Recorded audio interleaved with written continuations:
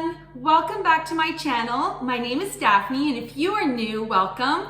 Today I'm going to be sharing with you my 5 tips for heading back to school. So let's get started.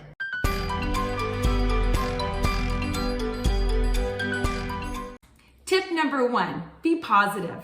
Find ways to ground yourself each day. That might be through journaling or self-affirmations or gratitudes. Put things in perspective and allow yourself grace as we head back face-to-face teaching with our students. Things might not be perfect, and that's okay. Realizing that we've been off for several months now is exciting to be back, yet we have so much that we want to do.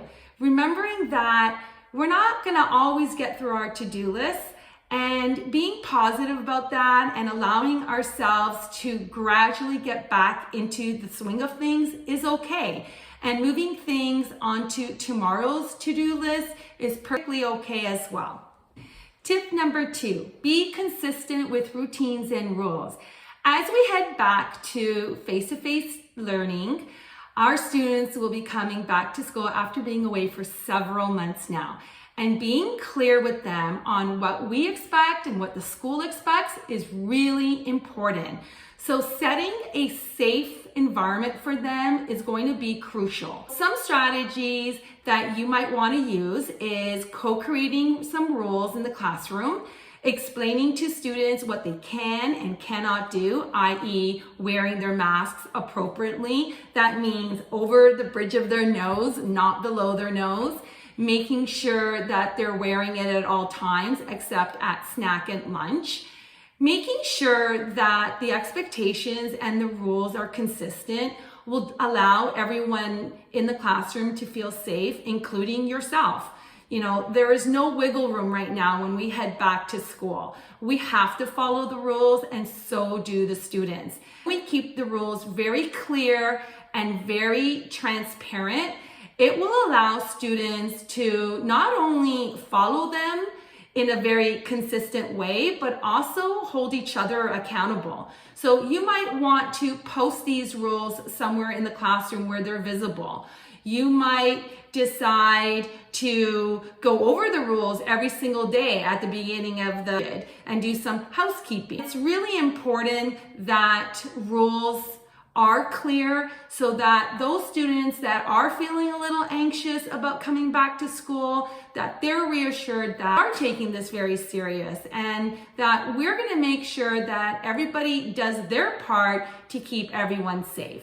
So it is really important to make sure that you don't let the bar down. It's really important that we remember that we have to ensure that students are doing their part and that we're doing our part to make sure that everyone is safe as we head back. Tip number 3, support, support, support. Once we are back and we can finally see our students in person, this is our first opportunity to connect since we've been off for several months now online learning. This isn't the time to ask those why questions, even if we are thinking of them. So, you know, the questions of why didn't you do your work? Why didn't you hand in your work? Why were you late logging on to the computer when we were learning online? Those are the questions that can be reserved for later on. For now, the most important thing is to reassure them that we are so excited and happy to see them and that we are proud of all the hard work that they did online, even if they didn't do any work. The fact that they just logged on and participated and was part of our class online, that should be something that we can celebrate with them. Focusing more on their mental health as we head back can be so powerful. Reassuring them that they're safe and that we are here to support them and make sure that we're doing everything we can for them can be a pivotal thing for their well-being. One strategy that can help with knowing how our students are feeling on a daily basis is running weekly community circles. This is a great opportunity to have students and yourself share how you're feeling or ask those really important questions that might be on students' minds. This is important because being aware of how emotionally your students are feeling can allow for you to plan accordingly and reassure them by answering those questions that they may be thinking of that will ease them into coming to school each day full time. Tip number 4, continue to use the online learning tools with your students. Even though now we are face-to-face, our students might not want to go back online or use the tools. It is so important that we still practice the tools that we had been using for months now with our students online.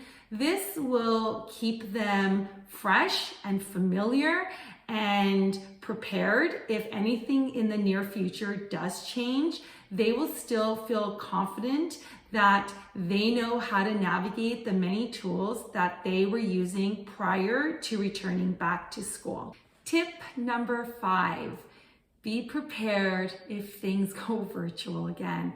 I know for many of us, we really don't want to think about that, but the reality is it can happen, and it is so important that you are prepared, i.e. making sure that your Google Classroom is working, that your students are still logging on occasionally so that they don't forget their skills, that you have a bank of things that you can pull from if for whatever reason the day of your principal comes to you and says tomorrow you are going to be online with your students. So by preparing and making sure that you have all your ducklings in a row, that will allow you to feel less stressed out and less anxious.